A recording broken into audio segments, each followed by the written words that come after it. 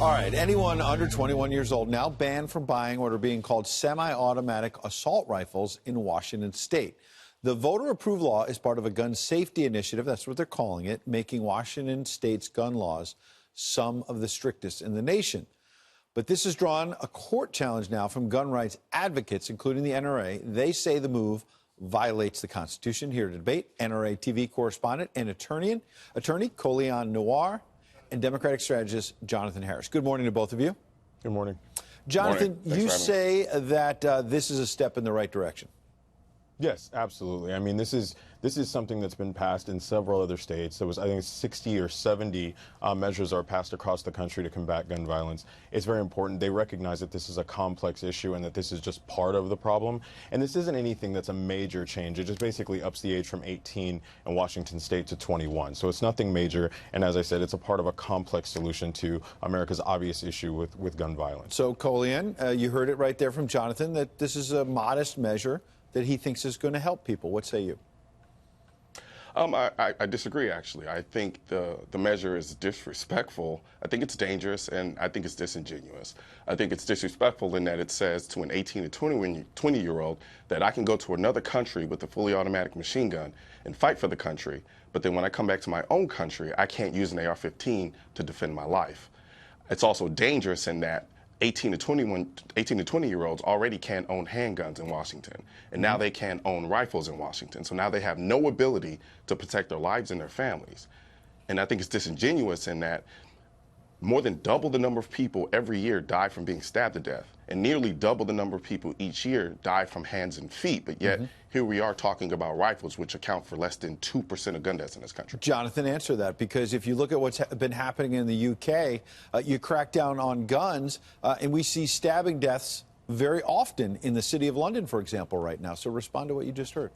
Right. Look, there are going to be a million different ways that criminals are going to find a way to hurt somebody, injure somebody with one weapon or another. What this is specifically talking about is assault weapons, semi-automatic weapons that allow, like shootings in Las Vegas, that allow you to kill incredible amounts of people before law enforcement or anyone can stop you. That's what this is about. And I understand the correlation between a war zone and our streets, but let's not turn our streets into a war zone. That's not what this is about. People have a right to bear arms. This is not saying anybody can't own a gun. It is a very specific type of weapon, and it is to a very specific group of people. And it was a part of much larger sweeping legislation about waiting periods and things like that. It is not an assault on the Second Amendment, and that's how it tends to be painted. Colion, you hear that argument a lot, as was just articulated, that after Parkland, after Las Vegas, this may not be something that you like, but that we have to try new things. How do you respond to that?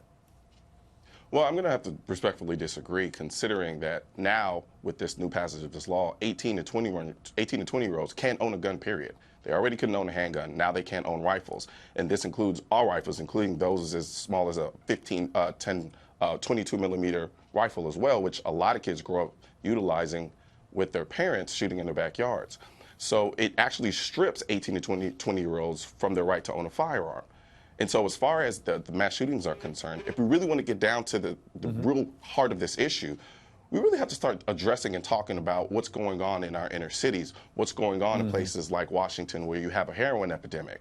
The issue isn't about firearms. I don't think we have a gun problem in this country. I think we have a suicide problem. Yeah. I do think we have a heroin problem in places like Washington. And I think we have a socioeconomic problem going on in places in our inner cities, which creates the conditions in which we have this. You're not seeing mass shootings in inner cities. That's not where you're seeing them. And that's what this is intended to address. This has nothing to do with inner cities. Jonathan, it's about mass shootings. And you're absolutely correct. And the one distinction that you see in a lot of the schools in the inner cities is that they have metal detectors. But when we start to have that conversation about doing that in places where we've seen these types of shootings, we don't want to even go in that direction because we never want to imagine a thought of these kids having to go through metal detectors. Very respectful debate. We appreciate it. Like suburban America. All right, pardon me. Make sure you let us know what you think. Friends at FoxNews.com. Gentlemen, appreciate both coming in. Thank you. All right.